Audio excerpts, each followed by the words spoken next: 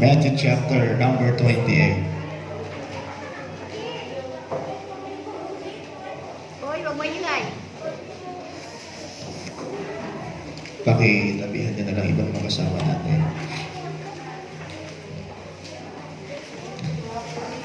Alright.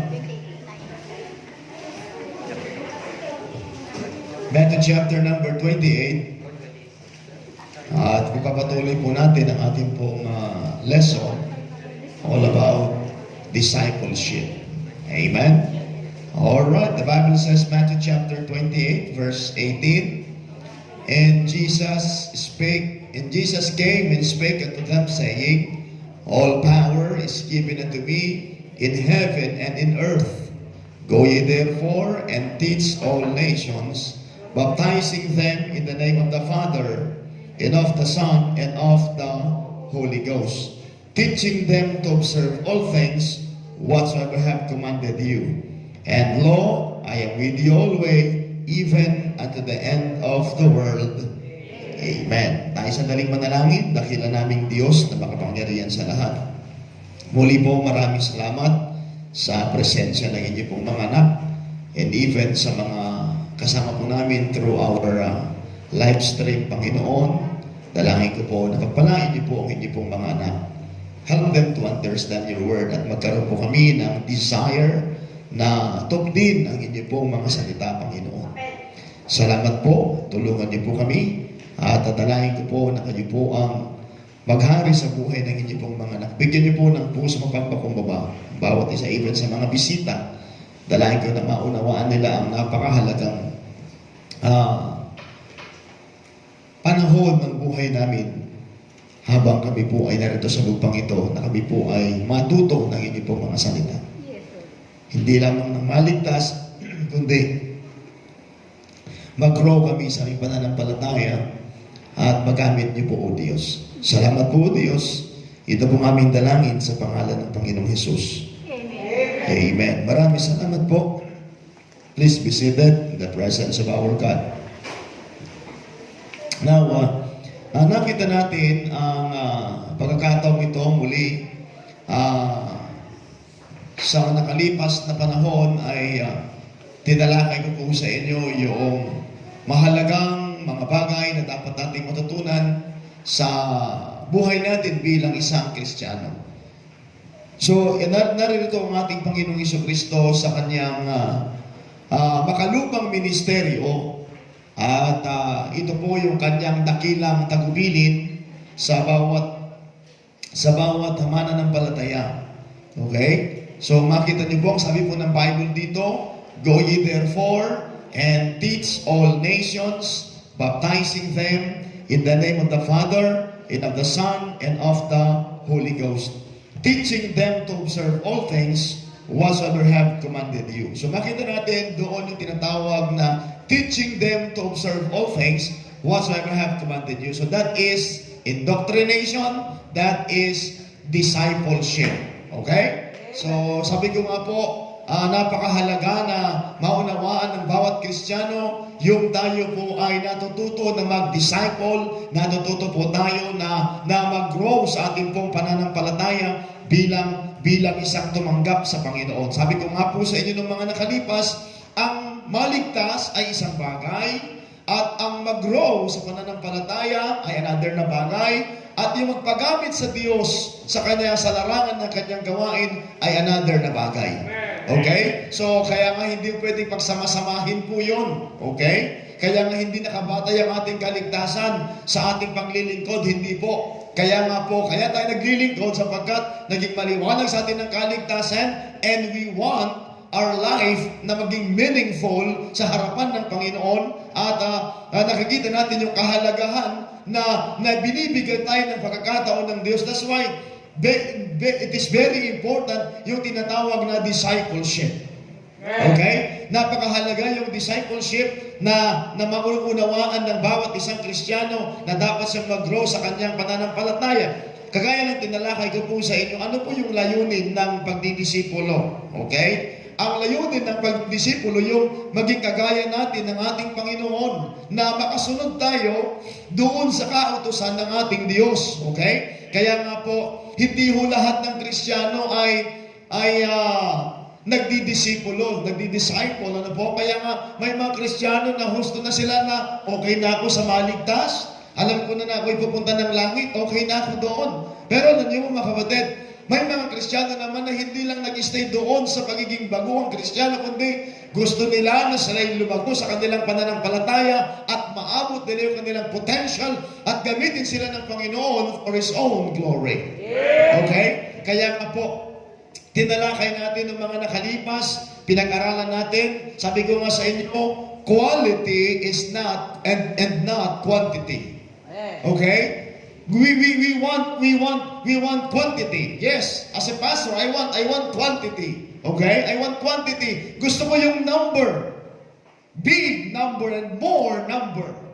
But mga kapatid, hindi lamang po tayo nakafocus sa quantity o sa dami ng tao na pumupunta sa church, but I want quality to every local Bible-believing Baptist church. Amen? That's why we have standards. That's why nagdi-disciple po tayo at tayo ay sumusunod sa kautusan ng ating Panginoon sapagkat mahalaga po na maintindihan natin yung buhay bilang isang Kristiyano, yung magiging bunga natin mga kapatid ay masigasig. Kaya alam niyo po mahalaga po na ma-expose tayo sa larangan ng gawain ng Panginoon. Kaya sabi ko nga sa iyo, nagpapasalamat sa biyaya ng Diyos. Ako po ay na-expose sa ministry. Kaya lagi po sinasabi sa inyo na dadalhin ko po kayo sa mataas na klase as far as paglilingkod sa Diyos. Yung pinakamataas na klase ng paglilingkod sa Diyos.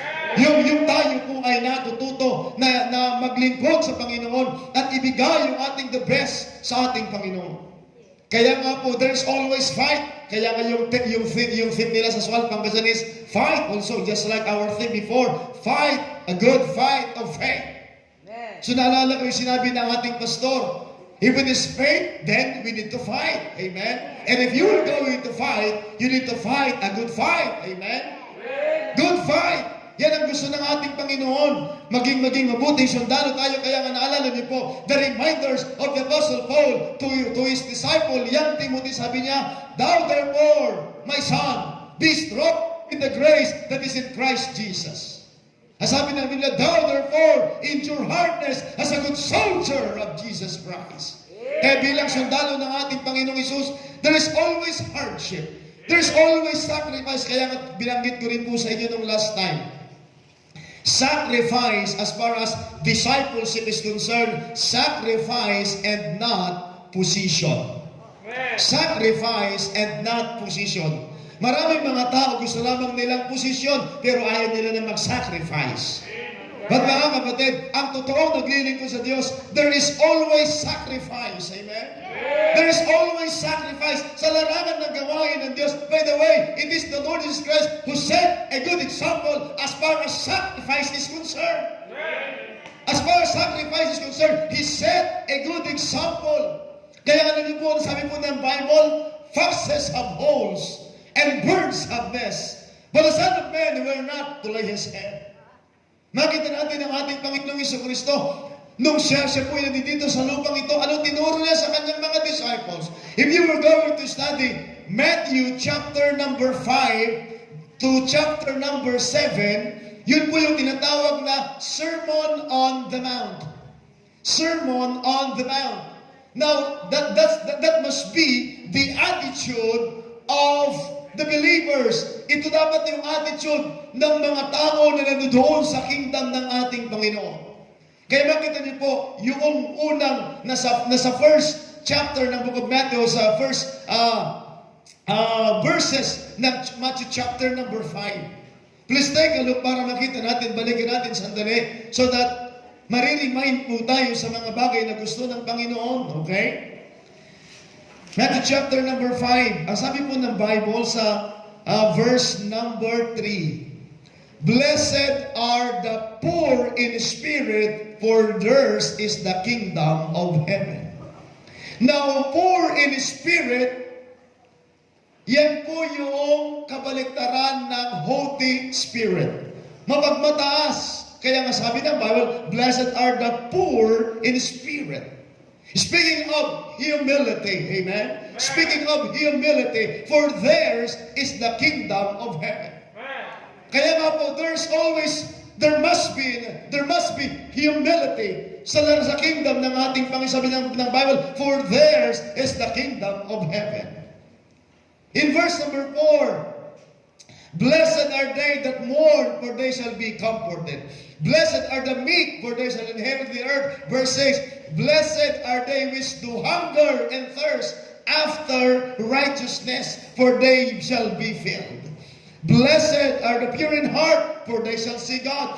Blessed are the peacemakers, for they shall be called the children of God. Blessed are they which are persecuted for righteousness' sake. Kaya kung ikaw man ay pinipersecute, sabi ng Biblia, blessed are ye. Kung ikaw ay pinipersecute dahil sa iyong pananampalataya, dahil sa iyong pagtitiwala sa Diyos, sabi ng Biblia, blessed are ye. Kaya sabi ng Bible, verse number 11, blessed are ye when men shall revile you. Inaalipusta ka ng mga tao and persecute you, and ye shall all manner of evil against you falsely for my sake. Kaya nga sometimes, di ba sa buhay natin bilang isang Kristiyano, maraming mga tao na magsasalita ng laban sa iyo, patabayaan mo lang sila. Amen. Yes, because yun ang gustong ituro ng Panginoon. Kaya pagdating po sa verse number 13, please take a look to verse number 13 of Matthew chapter number 5. The Bible says, ye are the salt of the earth. What encouragement and reminders of the Lord Jesus Christ. The Bible says, ye are the salt of the earth. Now, don't you know that salt in every family is very important? Naunawahan niyo po ba? Even sa customs and traditions in Bible lands of those Jewish people, is the Israelites, salt is very important. And we know that salt is preservatives. Amen. Amen? Mawala na pong lahat sa tahanan, huwag lang asin. Kaya magkasama lagi yung bigas at saka asin. Yes, ito po. Kaya nga makita niyo po yun, yung asin pwedeng ulamin. Yung asin pwede rin pang preserve. Yung asin pwede rin pang toothpaste. Kaya kayong mga kabataan, hindi nyo na naranasan na mag-toothbrush ng asin. Kaya mas maganda, hindi na lang kayo mag-toothbrush eh. Ha? Yak! Asin! Aba, huwag nyo ismulin ng asin. Amen? Napakahalaga ng asin. Kaya ganoon din tayo. When God make a statement, here is the Lord Jesus Christ, sabi na Biblia, He encouraged His disciple, the people of God, pagkatapos siyang tinuruan ng blessed, ay sabi ng Bible, ye are the salt of the earth. Kaya nga mga kapatid, nararamdaman, pag yung salt mga kapatid, nararamdaman lagi yung presensya ng asin. At mararamdaman mo rin kapag walang asin. Pag nawala na yung presensya ng asin, mararamdaman mo rin. Not only that, para maunawaan pa ng mga tao, pagkatapos tinalakay ng Panginoon ang patungkol sa asin, hindi lang ngayon, pagdating sa verse number 14, dinuro niya pa, sabi ng Bible, ye are the light. So kung hindi nyo pa makuha yung analogy, yung example ng asin, hindi ka sasablay. Pagdating sa verse number 14, sabi na niya, ye are the light of the world. Ilaw. At alam niyo, napakahalaga ang ilaw. Pag wala ang ilaw, kadiliman ang mangyayari. Naunawaan niyo po ba? Napakahalaga ang presensya ng ilaw, at kapag ka nawalan ng presensya ng ilaw, mga kapatid, lagi nating mapapansin. Kaya tingnan niyo ba, mag-brown out po sa napapansin natin, madilim. Naunawaan niyo po ba? Kaya tingnan natin, just imagine kapag wala namang presensya ng Kristiyano sa mundong ito. Kaya niyo ba nang gugunawan na ng Panginoon pagkatapos na nawala na yung mga Kristiyano? Kaya ngayon, by the way, alam niyo ba bakit hindi may buhos-buhos pa ng yung puot ng Diyos sa mundong ito? Nandito pa ho yung mga Kristiyano. Kaya nga tayo po na nandito mga kapatid, na mga kaanak ng Diyos. Kaya nga alam niyo, pag tinanggal na ng Panginoon yung presensya ng kanyang mga anak, ni-rapture niya na po tayo. Anong kasunod? Tribulation period. Amen. Puot na ng Diyos. Kaya magpasalamat tayo mga kapatid na tayo po inaligtas. And that's why, napakahalaga na maunawaan po natin yan. Bilang mga Kristiyano, kaya sabi ko nga po sa inyo, sacrifice and not position. Amen. There are a lot of people that they want position. But what we need is sacrifice. As far as Christianity is concerned, we really need sacrifice. Kaya kailangan natin ng mga Kristiyano na nagsasakripisyo para sa gawa ng Diyos for His own glory. And we need to understand, God knows your sacrifice. Members of this church, God knows your sacrifice. Ano bang sakripisyo mo sa gawain? Nagsasakripisyo ka para pumunta sa bahay panambahan. Nagsasakripisyo ka para may maibigay ka sa gawain ng Diyos. Nagsasacrifice ka para madala mo yung mga tao. Nagsasacrifice ka sa gawain ng Diyos para lamang sa kapakanan ng ating family. God knows your sacrifice. Kaya kahit na wala tayong posisyon, napakaraming mga tao gusto lang ng posisyon. But ang totoong Kristiyano, kahit wala siyang posisyon, siya magsasakripisyo para sa pansapagat, alam niya na napakahalaga na siya mag-sacrifice para sa ating Panginoon. At ngayon pong hapon, tatalakay ko sa last part. The next part is, kailangan as far as discipleship is concerned, we really need good spirit and not skill. Good spirit and not skill.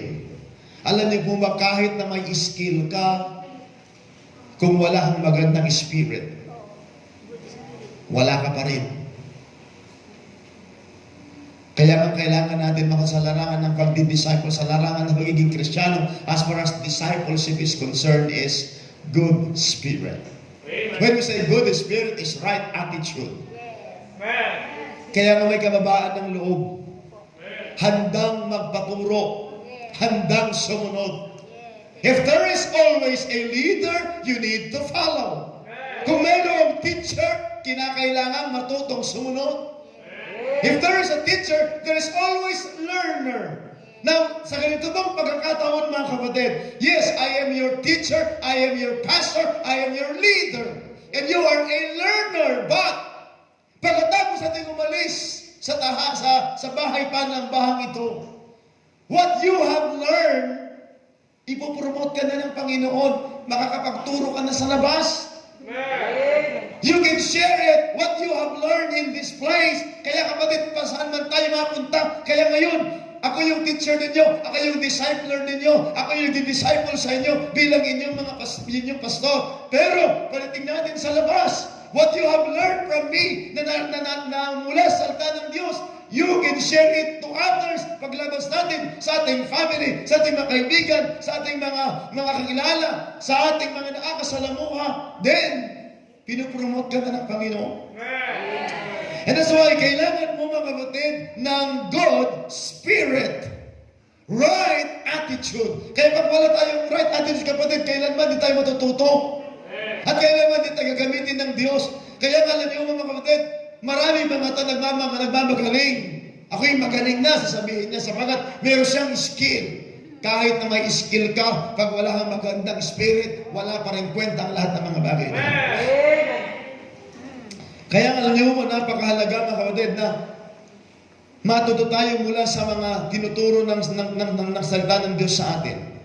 Kaya nga po, yan ang ating dapat gawin, dadalhin natin ang salita ng Diyos sa lahat ng mga bansa. Sabi nga ng Bible, Matthew chapter 28. Kaya nga po, diyan nabibuild ang bawat churches. Diyan nabibuild kapag ka po mayroong mga tao na natututo ng salita ng Diyos. Kaya po, dito nakasalala yung paglago ng bawat churches. Kaya nga, ito yung bagay na inuulit-ulit ko po sa inyo. Mag-grow tayo sa larangan na gawain ng Panginoon. Kaya kailangan natin ng magandang spirit. Right spirit. Handang tumanggap ng salita ng Diyos. At ngayon, habang tinatanggap natin ang salita ng Diyos, mayroon tayong kagalakan na tanggapin ang salita ng Diyos. And after that, mag-grow tayo sa ating pananampalataya. At paglabas natin, dadalhin natin sa ibang mga tao. Alam niyo, kapag tinanggap mo na masaya ang salita ng Diyos, pag tinanggap mo, ganun pala yun.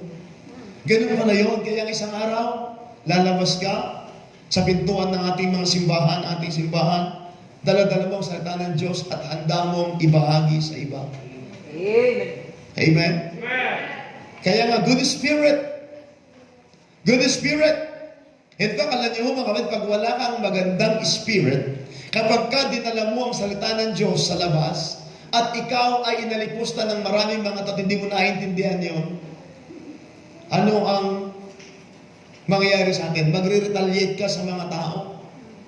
Sabi ko nga po sa inyo, kapag mayroon kang magandang spirit, pag nagbigay ka ng tracts, at kanilang hindi pinansin ang ibinibigay mo, alam mo, ang nararamdaman mo, naaawa ka sa kanila.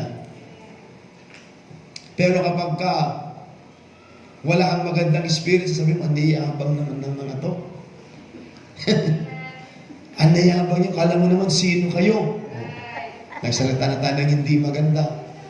Akala mo naman sino ka. Pero if you have a good spirit, naiintindihan mo kasi ganyan ang ugali niya. Bakit? Wala sa kasing kaalaman patungkol sa Diyos.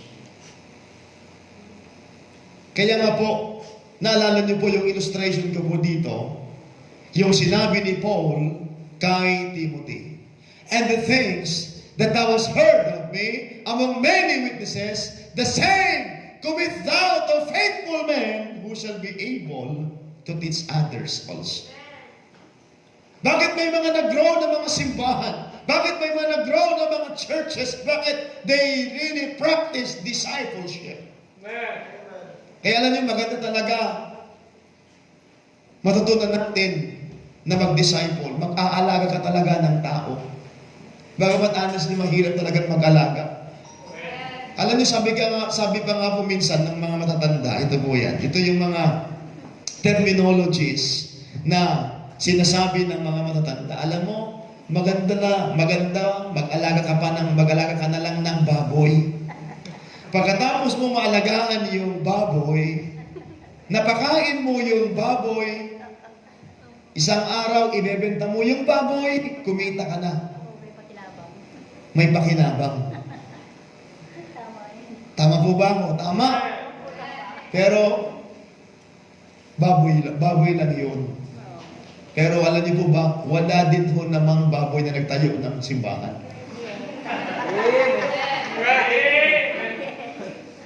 Nakuha niyo po yung aking ilustrasyon. Yes, totoo, ibinenta mo yung baboy, wala kang sakit ng ulo, pero wala naman pong baboy na nagtayo ng simbahan. Wala namang baboy na kumanta sa choir. Wala namang baboy na nag-usher. Bagamat mayroong hayop na kumbo. Naalala niyo po yung hayop na kumbo? Ay, yung mga bata hindi nyo na ngayon alam. Sample. May piyesta sa aming baryo, sabi niya. Orkestra'y nagkagulo-gulo. Ang kanilang mga instrumento ay luma na at sintonado. Ang drummer ay inubo-ubo. Sipahin kang nagbabaho. Saksoponis ay taga-turototeng. Ipinalit ang hayop na kumbo. Baboy ang nagbabaho. Yung babaho talaga yung baboy. Ang drummer ay aso. Butiki ang nagpipiano. Bira sa kamkahanap na. Pusa ang organista. Manok ang gumigitara. Ayos din ng aming disco sa tugtog ng hayop na kombo. Nag-rock and roll. Meron ngayon. Nag-rock and roll ang mga palaka. Nag-chat-chat ang mga daga. Nagalit ang kabayong bakla. Sa kalabaw na tumutula. Nagpalakpakan ang surot at ipis. Sa gagamba na nag-frying tapis. Ayos na yan. Kaya tantuwa kayo pagkalapuhan eh. Ayos din ang aming disco sa tugtog ng hayop na kombo. Pero niyo po, wala pong baboy. Kanta lang po yun. Patawa lang po yun. Katatawanan lang po yun. Pero wala pong baboy na kumanta sa puhayan. Walang baboy na nagsulwining. Okay? Bagamat totoo yun, pagka naghala ka ng baboy, bigyan mo ng pagkain yung baboy. Pag nabusog yung baboy, tahimik na. Nag-iingay lamang yung baboy. Pagka gutom na naman siya, bigyan mo na naman ng kanyang pagkain at hanggang sa lumaki siya na lumaki, and after that, ibenta mo. Mayroon ka ng pera. Pero hanggang doon na lang po yun.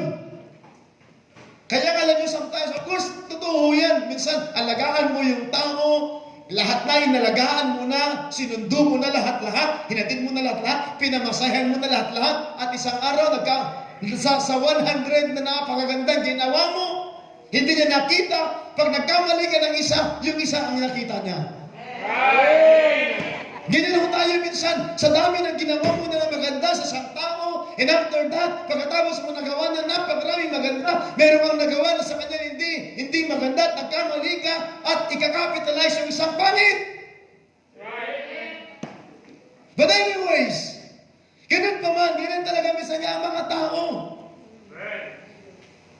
Malala po naniniwala ko pag naalagaan din naman yung tao. At itong tao ito ay na-disciple mo, naturuan mo, isang araw, mapapagamit sa Panginoon. Isang araw, sabi ko nga po sa inyo, maaring iba po sa inyo, hindi na kayo pwedeng magpastor. Sapagkat hindi na kayo pwedeng magpastor. Bakit? Damahay po kayo eh. But, I do believe, pwede ka magkaroon ng bahagi sa isang magpapastor. Maaaring hindi ka na maging Bible students. But you will be and you can be part in the life of those Bible students that one day sila'y matitrain at isang araw magiging missionary. Isang great preacher one day. You can be a part in the life of these young people, of those fathers and mothers that one day magpapagamit at nagamitin ng Panginoon for His own glory. Kaya nga ako napakahalaga na kinakailangan mag-invest po tayo. Kaya nga members of the church, thank God for your investment in this church. Maaari sometimes minsan na nanghihinayan kayo sa inyong ibinibigay. Naalala ko po, sabi nga ng isang pastor, sama niya ko sa panalangin kasi hinahanapan ako ng mga miyembro. Pero sabi niya, ipinakita ko lahat yung mga record. Pasalamat po sa Panginoon. Kaya nga minsan pag wala tayo sa tono at wala tayo sa ayos minsan, meron tayong mga bagay na hindi napapansin at minsan ginagawa natin yung ganyan. But alam niyo, kapag nag-grow tayo sa ating pananampalataya, at pag nakita natin, kaya alam niyo ba, huwag tayong manghinayang sa ibinibigay natin sa gawain ng Diyos. Sapagkat mga kapatid, kapag ka ang ating ibinibigay ay nadadala talaga sa gawain ng Panginoon, nakita natin yung result. And the reason why we're enjoying the things of God today is because yung mga ibinigay natin ay nakikita natin yung bunga ng ating pagbibigay. Kaya sabi ko nga, kung kayo pinagbibigay ng inyong faith promise offering, at mayroon po tayong bahagi doon sa ministry, doon po sa kabundukan. Makita niyo lamang po mga kapatid. Yung kanilang natututunan, yung kanilang paglago ngayon bilang isang Kristiyano. Kaya nga napakaganda na mayroon tayong bahagi. Totoo yan, medyo mahirap ang mag-alaga. Mahirap ang mag-disciple. But we have to keep on going. Kaya nga po, merong kasi sayang, sabi ni Pastor, at sabi nga nila kay Dr. Ed Laurena, Pastor, bakit hindi kayo tumitigil sa pagtitrain ng mga preachers? Marami, after nang na-train nyo yung iba, kumakalaban sa inyo. Sabi ni Pastor Ed, okay lang, sabi na, hindi naman lahat ng na-train ko ay kumalaban sa akin.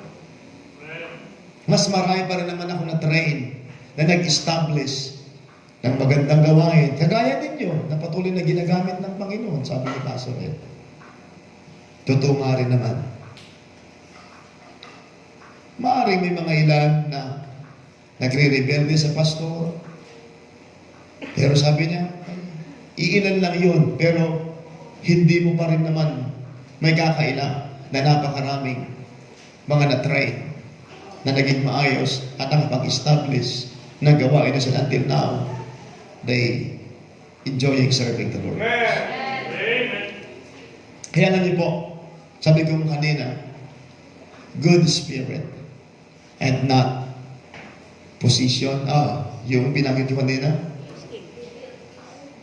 good spirit and not skill. Kaya po napakahalaga na maunawaan natin ang salita ng Diyos. At matuto tayo na magkaroon tayo ng good spirit. Yan ang kailangan natin. Sabi ko nga sa inyo, sa larangan ng gawain ng Panginoon, maraming mga challenges. Maraming mga sacrifices. Maraming mga hamon. But we need the really is good spirit in the ministry. Kayong mga nag-soul winning. That's why, bago kayo lumabas, lagi kayong manalangin, Panginoon, bigyan mo kami ng mga tamang tao. Lagi kami binibili sa kayo, huwag na huwag kayo makikipagdebate. Do not argue. Let's always pray na magkaroon tayo ng right spirit, good spirit. Pag lumabas tayo, makakasumpong tayo ng mga tao na masaya at mababahagi natin sila ng salita ng Diyos. Amen. Nagpapasalamat tayo, mga kapatid. Yes, sometimes mahirap. Susunduin mo yung mga tao, and after that, hindi pa nila na-appreciate yung ginagawa natin. Sige pa rin. Nakikita ko pag-araw po ng Sunday, marami pang mga members na matagal bago makauwi. Kaya anong panalangin ko? Kaya naglalagay tayo ng mas malaking lugar. Ngayon, of course, mananalangin tayo ng another na mga magsusundo, driver na mga dedicated. And of course, sasakyan na gagamitin para yung mga walang plano na magsimba, na makarating sa bahay panambahan, sila ay makakarating sapagkat merong ministry ang simbahan. May jeepney ministry ang simbahan. Pero niniwala ko na pagdating ng isang taon, hindi ka naman laging sinusundo.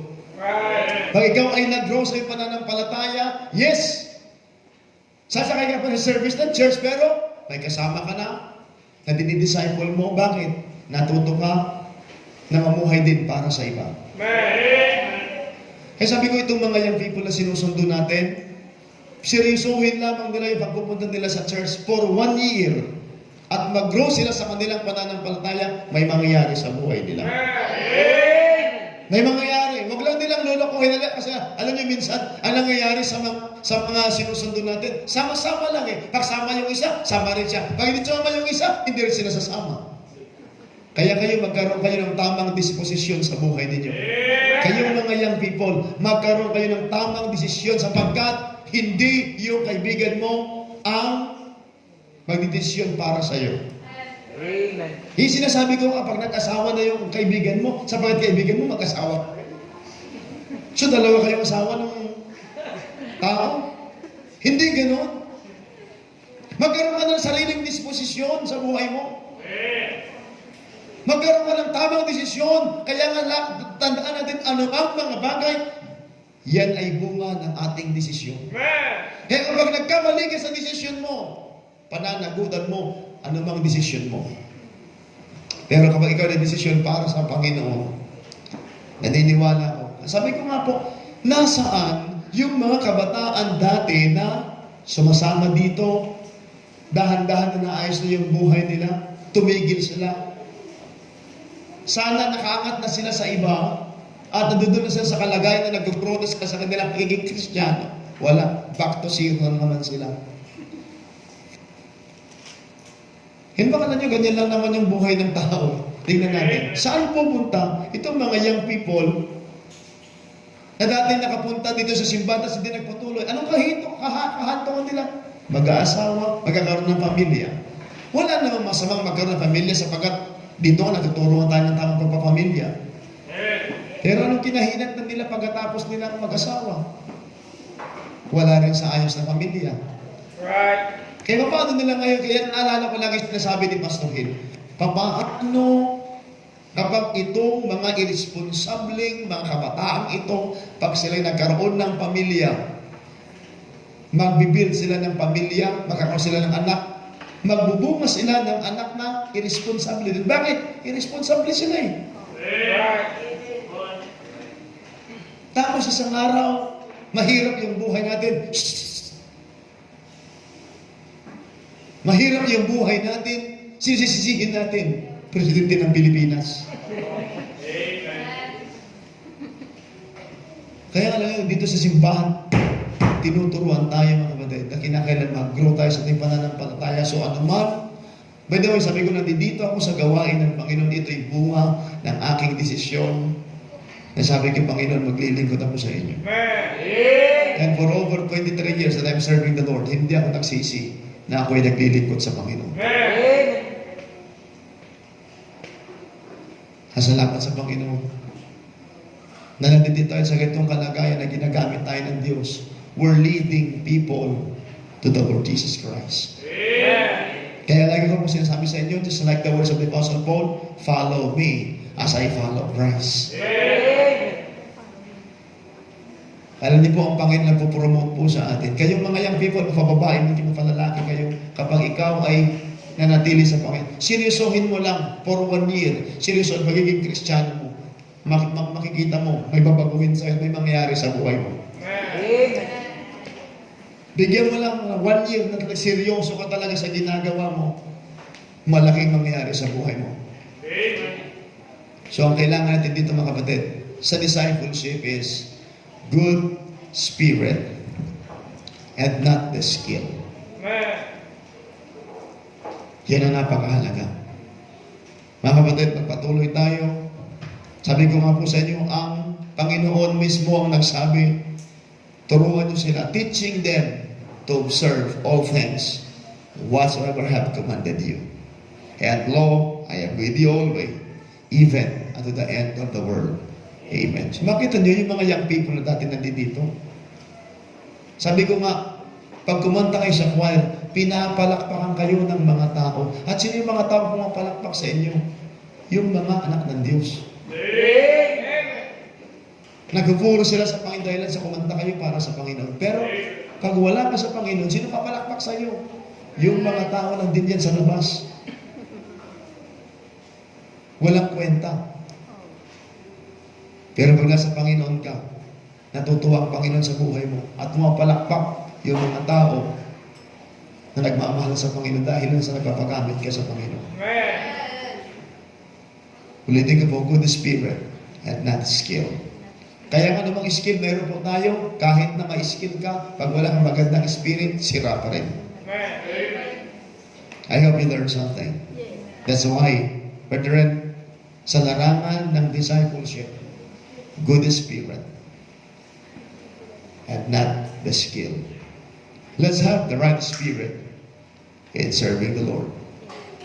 Nakita niyo po yung Matthew chapter number 5. Ito dapat ang katangian ng mga tao na nasa kingdom ng Diyos. Ye are the light of the world. Ye are the salt of the earth. Kaya po, we need to grow in our Christian life. Let's always have the right spirit in the ministry. Kaya kayo mga kabataan, mahalaga na matuto kayo, magkaroon kayo ng maayos na pag-uugali. Hindi ba natutuwa tayo, nakikita natin yung mga kabataan ng mga baguhan at dinidisciple natin, natututong magpasalamat. Natututo. At nakikita nila yung buhay nila na dahan-dahan na ayos. By the way, sabi ko nga saan pa kayong lugar na pupunta na may mga taong concern? Totoong concern sa inyo. Wala na iba kundi sa church. Yung mga tao, gusto ka nila hanggat may nakakuha sa iyo. Mga tao sa labas. Pero pag wala nang nakuha sa iyo, wala na. Pero pag nandito ka sa gawain ng Panginoon, makikita mo yung buhay mo na nasa direksyon at doon sa gustuhan ng ating Panginoon. Good Spirit. Amen? Kaya pagsimigapan natin lagi, meron tayong maayos na spirit as far as doing the things of God is concerned. Magandang hapon po sa inyo lahat. Dakila namin Diyos. Maraming salamat.